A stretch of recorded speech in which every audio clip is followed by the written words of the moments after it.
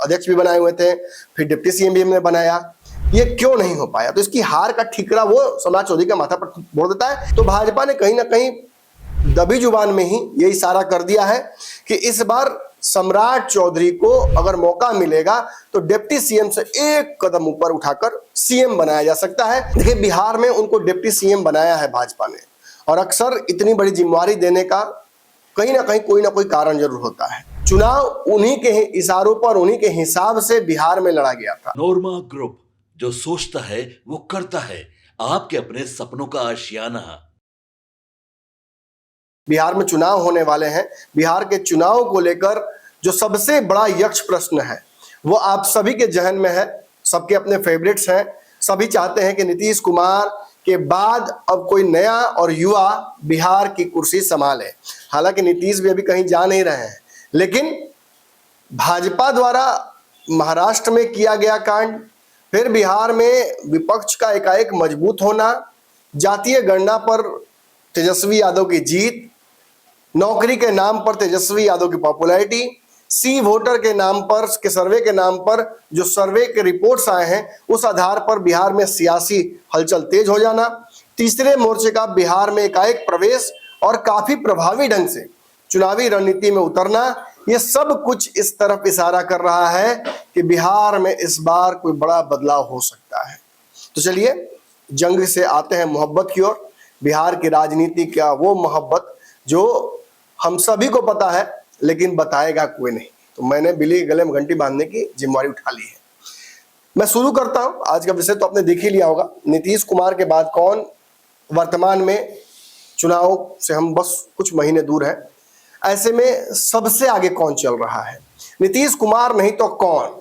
और उस कौन की लिस्ट में नाम तो कई डॉन के शामिल है, लेकिन सम्राट चौधरी, तेजस्वी यादव, प्रशांत किशोर और चिराग पासवान, ये चार ही मुख्य दावेदार नीतीश कुमार की इस कुर्सी के नजर आते हैं।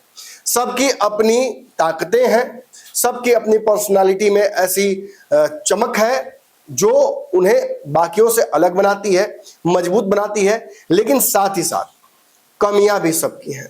सबकी टांग खींचने के लिए कुछ ना कुछ उनके पास कमियां भी हैं।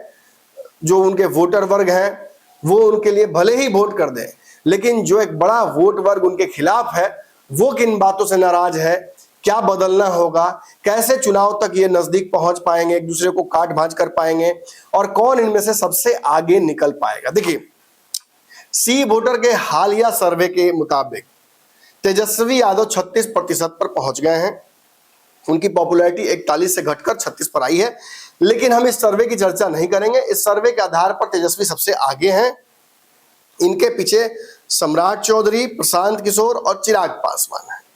लेकिन सम्राट चौधरी इस वक्त बिहार में डिप्टी सीएम है, और अगर महाराष्ट्र वाला खेल भाजपा बिहार में कर लेती है नीतीश के रजामंदी से या नीतीश को पटकनी देकर, जिस भी स्थिति में वो करेगी, एक बड़ा चेहरा भाजपा की तरफ से सम्राट चौधरी का है, और अंदर खाने में हो या दिल्ली के सर्कल्स में हो, सम्राट चौधरी को सुपर सीएम मानकर चला जा रहा है, और next CM in line from NDA वही होंगे। तो उनके साथ कौन कौन सी खूबियां हैं उनकी, क्यों उनके पास संभावनाएं हैं मुख्यमंत्री बनने की, इस पर भी चर्चा करेंगे, और किन कारणों से वो नहीं बन पाएंगे ये भी चर्चा करेंगे। तो पहले जान लेते हैं सम्राट चौधरी क्यों बिहार के मुख्यमंत्री बन सकते हैं, वो कौन कौन से कारण हैं। देखिए, सबसे पहला जो कारण है वो ये है कि बीजेपी का शीर्ष नेतृत्व तो सम्राट चौधरी को पसंद करता है। इसके कई कारण हो सकते हैं। मोदी और अमित शाह सम्राट चौधरी को इसलिए भी पसंद करते हैं क्योंकि बिहार भाजपा के पास एक द्वयम दर्जे का चेहरा तो था, हमेशा से सुशील मोदी थे, लेकिन सीएम का चेहरा अपना भाजपा कभी भी पिछले इतने सालों में गठबंधन नीतीश से हुआ, अलग भी रही, बना नहीं पाई। कोशिश बहुत हुआ, कभी अश्विनी चौबे को आगे किया, कभी प्रेम कुमार को आगे किया, कभी नंद किशोर यादव को आगे किया, कभी नित्यानंद राय को आगे किया, लेकिन ये कभी भी हो नहीं पाया। एक दौर था कि सीपी ठाकुर को आगे किया गया था, लेकिन जब मैं ये नाम ले रहा हूं ना, तो बहुत सारे जो भाजपा के वोटर्स हैं उनको वो नॉस्टैल्जिक हो जा रहे होंगे, उनको याद हो आ रहा होगा कि अच्छा सही तो बोल रहे हैं नमन भाई, उस समय भी तो मौका था, लेकिन भाजपा नहीं बन पाई, तो आगे कौन सा बन पाएगी? बताएंगे। बीजेपी का शीर्ष नेतृत्व जिसको चाहता है वही बनता है अगला सीएम, ये निश्चित ही सम्राट चौधरी के पक्ष में जाता है। दूसरा बड़ा जो बात उनके पक्ष में जा रहा है वो है कि बिहार में उनको पिछले चुनाव में कमान दी गई थी, भाजपा उनको डिप्टी सीएम भी बनाए रखती है और बिहार भाजपा का अध्यक्ष भी बनाती है। चुनाव उन्हीं के इशारों पर, उन्हीं के हिसाब से बिहार में लड़ा गया था। तो भाजपा विश्वास भी करती है सम्राट चौधरी पर, केवल चेहरा ही लेकर नहीं आई है बल्कि एक जो प्रोसेस है बीजेपी का उसमें वो एस्टैब्लिश्ड है और भाजपा उनको कंट्रोल देकर थोड़ा कॉन्फिडेंस महसूस करती है। तो आगे भी दे सकती है, बड़ी जिम्मेदारी भी दे सकती है, ये भी हो सकता है। तीसरा, देखिए बिहार में उनको डिप्टी सीएम बनाया है भाजपा ने और अक्सर इतनी बड़ी जिम्मेदारी देने का कहीं ना कहीं कोई ना कोई कारण जरूर होता है। इसी कारण से हो सकता है कि आने वाले समय में इसको कहीं ना कहीं नीतीश के शैडो के तौर पर वो काम कर रहे हैं। बिहार में भाजपा ने 2 डिप्टी सीएम दिए हैं, एक विजय सिन्हा, दूसरा सम्राट चौधरी, लेकिन कौन ज्यादा ताकतवर है, कौन पावर में है, कौन नीतीश कुमार के बाद किसकी कुर्सी लगती है, ये आपको अच्छे से पता है। तो भाजपा ने कहीं ना कहीं दबी जुबान में ही ये इशारा कर दिया है कि इस बार सम्राट चौधरी को अगर मौका मिलेगा तो डिप्टी सीएम से एक कदम ऊपर उठाकर सीएम बनाया जा सकता है, जो आज तक बिहार की राजनीति में नहीं हुआ है। कभी भी कोई डिप्टी सीएम नहीं बना है, लेकिन सम्राट चौधरी को यह जिम्मेदारी इसीलिए शायद भाजपा ने दी हो। आगे बढ़ते हैं। चौथा और बड़ा कारण, कुशवाहा वोट धीरे धीरे सम्राट चौधरी के आगे पीछे हो रहा है।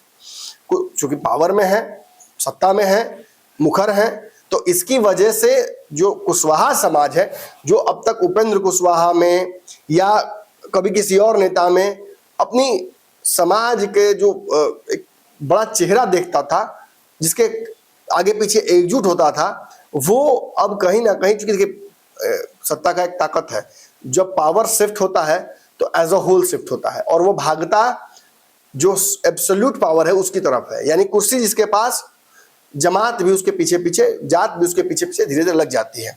सम्राट चौधरी भले ही चुनाव बहुत अच्छा नहीं गया, उस पर भी हम चर्चा करेंगे, लेकिन कुशवाहा समाज के नेता, कुशवाहा समाज के कार्यकर्ता और युवा विभिन्न पार्टियों से, मैं कई लोगों का नाम भी ले सकता हूं यहाँ पर, टूट कर, एनडीए से भी टूट कर वो सम्राट चौधरी के साथ हो गए हैं।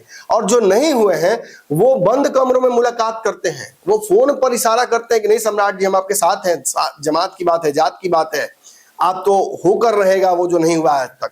तो कहीं ना कहीं कुशवाहा वोट बैंक, उनकी पॉपुलैरिटी एक तरीके से वो ओबीसी वोट बैंक जो भाजपा को मिल ही नहीं पा रहा तब तक। फिर जो पांचवा बड़ा कारण है, ओबीसी पिछड़ा राजनीति का ये दौर चल रहा है। तेजस्वी यादव पिछड़ों की बात करके, लालू यादव उनके पिता मुख्यमंत्री बने, नीतीश मुख्यमंत्री बने, ऐसे में पिछड़ों में खासतौर पे ओबीसी जो नॉन यादव वोटर्स हैं, उनको कहीं ना कहीं एक बड़ा चेहरा बनाकर भाजपा तोड़ना चाहेगी, उस वोट बैंक को अपने पाले में तेजस्वी छटकाना चाहेगी और उसका चेहरा इनसे बेहतर अभी फिलहाल कोई बीजेपी के पास दूर दूर तक नजर नहीं आ रहा है। इसके अलावा त्रिवेणी संघ जो बना था, जिसमें पहले यादव फिर कुर्मी, लगातार 340 साल हो गया बिहार में सत्ता परिवर्तित नहीं हो रहा है। इन दो जातियों के पास ही अब तक बिहार की कमान रही है। ऐसे में कुशवाहा अपने आप को ठगा महसूस कर रहा है, तो कुशवाहा जाति भी अब नेतृत्व करेगी और भाजपा ने शायद ये समझ लिया है कि अब दौर कुशवाहा का आने वाला है, इसीलिए कुशवाहा नेता को आयातित करके दूसरी पार्टी से लाए हुए नेता को, यानी सम्राट चौधरी को, उन्होंने इतनी बड़ी कमान पहले बिहार भाजपा की दी और अब डिप्टी सीएम ही नहीं बनाया बल्कि बिहार में फाइनेंस मिनिस्टर भी वही हैं। यानी भाजपा के जो सेंट्रल स्कीम्स के पैसे आएंगे वो सम्राट चौधरी के माध्यम से ही जाएंगे, तो क्रेडिट सीधा सम्राट चौधरी के पास जाएगा और बीजेपी के पास। तो ये भी एक बड़ी रणनीति है। इसके अलावा मुखर तो है ही, सम्राट चौधरी बहुत मुखर हैं, वो लालू और तेजस्वी पर हमला करने पर, किसी भी लाइन में जाने में वो हिचकते नहीं हैं। बाकी कई हमने देखा है डिप्लोमेटिकली बात करते हुए भाजपा के नेताओं को बहुत सेलेक्टिव क्रिटिसिज्म करते हैं तेजस्वी यादव का, लालू यादव का, नीतीश कुमार का, लेकिन ये ऑल आउट जाते हैं। जो शीर्ष नेतृत्व ने कह दिया उस लाइन को पकड़ लेते हैं। और सबसे बड़ी बात, पिछड़ों को जो भाजपा से सटने में एक बड़ा डर लगता है, उसको सम्राट चौधरी दूर करते हैं। पूरा भाजपा भले ही जातीय गणना पर फंस जाता हो, पूरी भाजपा जातीय गणना पर एक्सपोज हो जाती हो, लेकिन सम्राट चौधरी ने कई बार ये बात मुखर होकर कही है कि जातीय गणना होकर रहेगी और जातीय गणना के द्वारा जो आरक्षण मिला है बिहार में, उसको हम लड़कर भी कोर्ट से ले लेंगे। ये पिछड़ों में एक ताकत देती है, कॉन्फिडेंस बढ़ाता है सम्राट चौधरी के चेहरे पर कि भले ही वो भाजपा के साथ हो, भले ही वो भाजपा के नेता हो, लेकिन बात हमारी कर रहे हैं। और अब मोदी जी देश भर में जो जनगणना कराने वाले हैं जातीय, उसका भी श्रेय नीतीश कुमार और उनके साथ खड़े सम्राट चौधरी को जाता है। और ये पार्टी बार बार उसको भुनाने की कोशिश कर रही है। ऐसे में ये भी मतलब भाजपा के शीर्ष तो ये भी कह चुका है कि सम्राट चौधरी ही गए थे और नरेंद्र मोदी को इन्होंने कहा था कि जातीय गणना पूरे देश में करा के बिहार के आरक्षण को भी लागू करा देने में हमारा फायदा है और जनता का भी फायदा है। खैर ये भी एक बहुत बड़ा कारण है। इसके अलावा देखिए, जो आज के समय में तेजस्वी यादव को काट सकता है, वही बिहार में बीजेपी और एनडीए का या विपक्ष का या नॉन जो महागठबंधन सरकार है उसका चेहरा बदल सकता है। ऐसे में यादव वोट कितना नीतीश ले आ पाएंगे, कितना बाकी चेहरे ले आ पाएंगे, ये मुझे नहीं पता। ये पूरी तरीके से तेजस्वी के पास ही जाएगा। लेकिन नॉन यादव वोटर्स जो हैं, इनको एकजुट कौन करेगा? इनको एकजुट करने का एक बड़ा हथियार सम्राट चौधरी हो सकते हैं। अगर वो संपूर्ण जो नॉन यादव ओबीसी है उनको एकजुट कर लेंगे, यानी कुर्मी कुशवाहा को नीतीश और सम्राट चौधरी के चेहरे को दिखाकर अगर एकजुट कर लिया जाता है, तो इसका फायदा भी सम्राट चौधरी को होगा। और इसीलिए सम्राट चौधरी को सीएम की कुर्सी पर आप आने वाले समय में देख सकते हैं। इसके अलावा देखिए, जो अपर कास्ट वोटर हैं, अपर कास्ट जो वोटर हैं, ये तो भाजपा को वोट करते ही हैं, इसमें कोई संशय नहीं है। बहुत ज्यादा इस पर मेहनत आप देखिएगा महागठबंधन में करती नहीं है। लेकिन पिछड़ा वोट, जो पिछड़ा ईबीसी और जो महादलित, दलित, पिछड़ा, अति पिछड़ा, ये वोट बैंक जो राष्ट्रवादी है, जो मोदी को अपना नेता मानता है, लेकिन अपर कास्ट से उसकी लड़ाई भी चलती है। वो नॉन आरक्षित जातियों से डरता सहमता भी है। डरता सहमता इन द सेंस कि उसके हकमारी ना हो जाए, उसके साथ फिर पुराना रिपीट ना होने लगे जो इतिहास में हुआ है।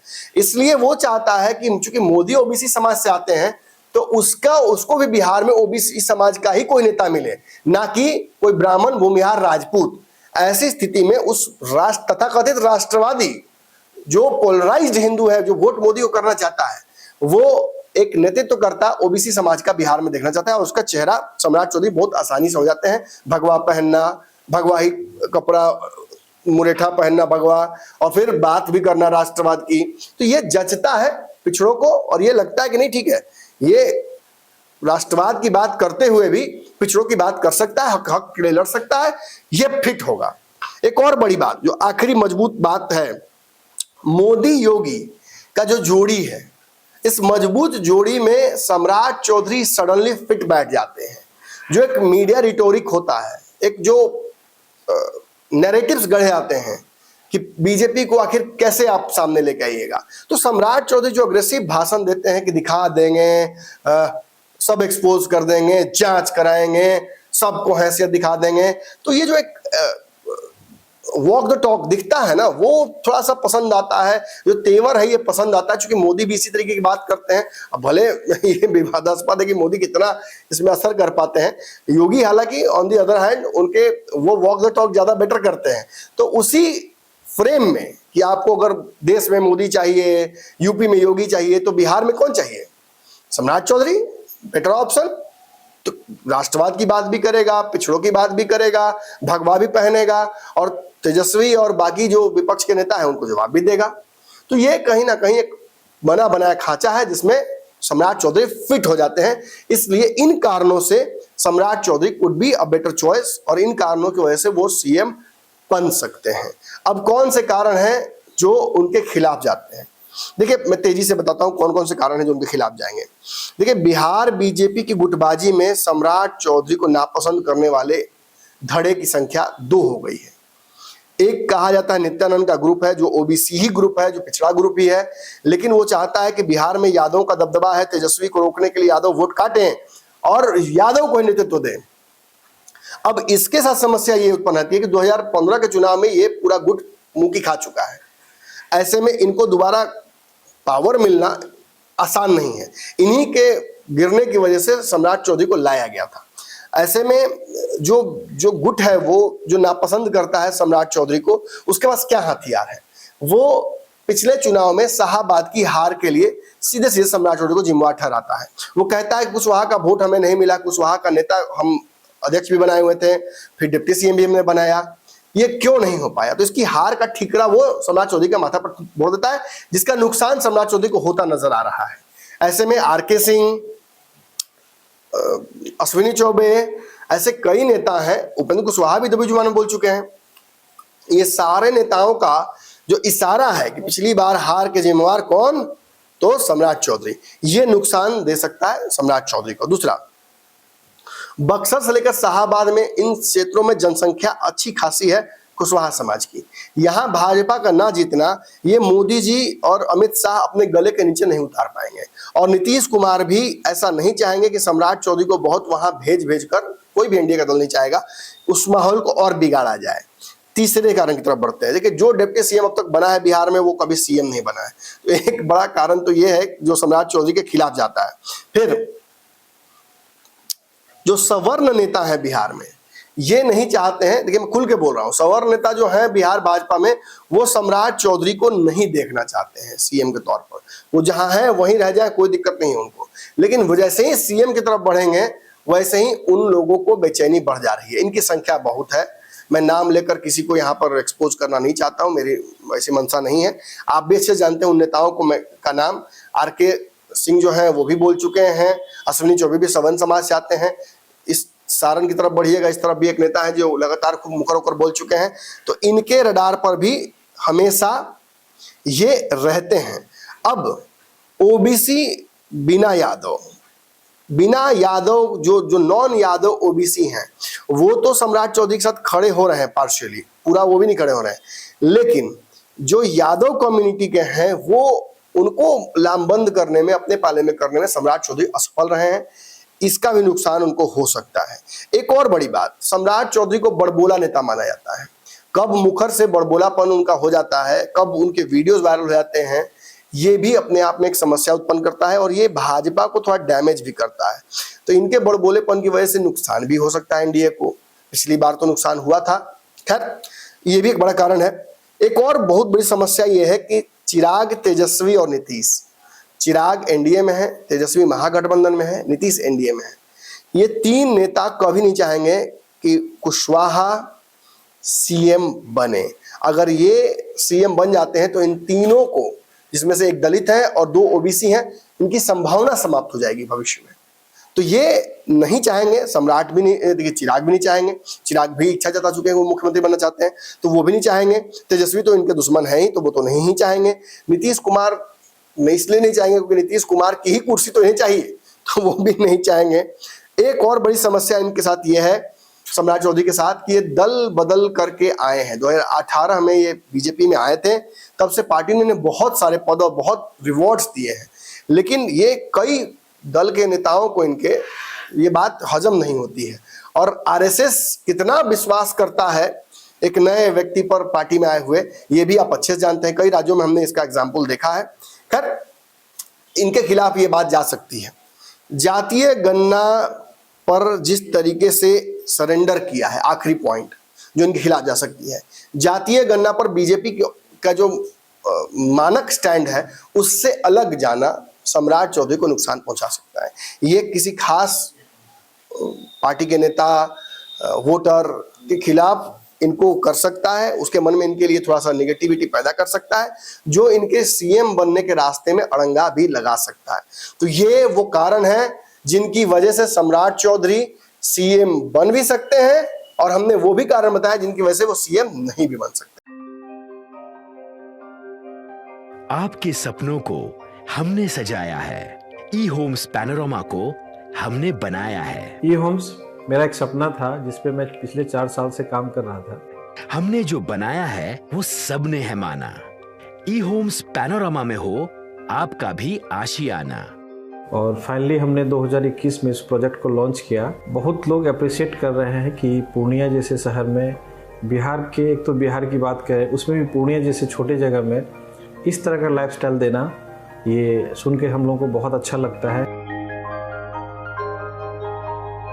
ई होम्स में हमने कुछ और भी किया है, जैसे हम जिस जगह में रह रहे हैं हमारे फैमिली सिक्योर हो, उनको सिक्योरिटी का ध्यान में रखा है। आपकी सुविधा और सुरक्षा आपके लिए खास है, ये आपका विश्वास है। इसमें आर्टिफिशियल इंटेलिजेंस का 7 लेयर सिक्योरिटी का हमने इस्तेमाल किया है। लस ग्रीन कैंपस को बनाया है। यदि हमारा बाउंड्री वाल है तो वो वर्टिकल गार्डन है। ये जितनी भी फैसिलिटी होता है एक इंटरनेशनल टाउनशिप में ई होम्स है, ये हम लोग विश्वास नहीं कर पा रहे हैं। जो भी हमारे मित्र दोस्त या जो भी हमारे बाहर के बाहर आते हैं तो हम लोगों को बहुत अच्छा सुनने को मिलता है और बहुत अच्छा क्रेडिट मिल रहा है। वो सारा हमने सिर्फ एक बिल्डिंग नहीं बनाया, हमें एक बहुत अच्छा लाइफस्टाइल दिया ई होम्स में, और मेरा एक सपना था जिसको मैं आज फुलफिल होते हुए देख पा रहा हूँ। ये आपका आवास है। ई होम्स पैनोरामा में अब आपका निवास है। E homes panorama, luxurious lifestyle redefined. Panorama group, जो सोचता है वो करता है। अगर ये वीडियो पसंद आई और वह बिहार के राजनीति और बिहारियत से सरोकार रखेनी तो सब्सक्राइब बटन दबा के चैनल के सब्सक्राइब कर ली। ओजे एगो घंटी बा, ओकरा बटन दबा देला से कुल सटीक और मारक खबर रुआ मुफ्त में मिल जाई। अगर रुआ पत्रकारिता के हमनी के नया प्रयोग में सहयोग कर चाहतानी तो ज्वाइन बटन दबा दी। पेटीएम नंबर नोट कर ली 9386 816 700।